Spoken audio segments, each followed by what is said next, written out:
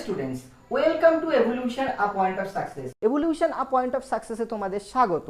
আজকের এই ভিডিওতে আমরা ক্যালেন্ডারের একটা অত্যন্ত গুরুত্বপূর্ণ ট্রিক শিখে নেব, যা যে কোনো কম্পিটিটিভ পরীক্ষার জন্য খুবই ইম্পর্টেন্ট। তাহলে চলো দেখে নেওয়া যাক। ট্রিকটা কি না, রিপিট অফ সেম ক্যালেন্ডার, অর্থাৎ একই রকম ক্যালেন্ডার আমরা কোন বছরে গিয়ে দেখতে পাবো। এখানে একটা এক্সাম্পল হিসেবে দেখো, দ্য ইয়ার 1994 ইয়ার কোন বছর দেখতে পাবো, চলো দেখে নেওয়া যাক। তাহলে 1994 এর আমরা লাস্ট 2 ডিজিট নেব, তাহলে 94। এই 94কে আমরা 4 দিয়ে ডিভাইড করব। 4 2 যা 8, 3 4 যা 12, রিমাইন্ডার ইজ 2।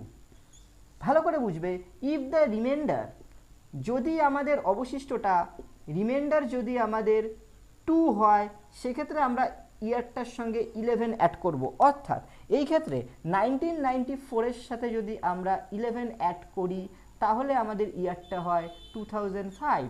অর্থাৎ 2005-এ গিয়ে 2005-এ গিয়ে আমরা সেম একই রকম 1994 এর মতন সেম ক্যালেন্ডার দেখতে পাবো।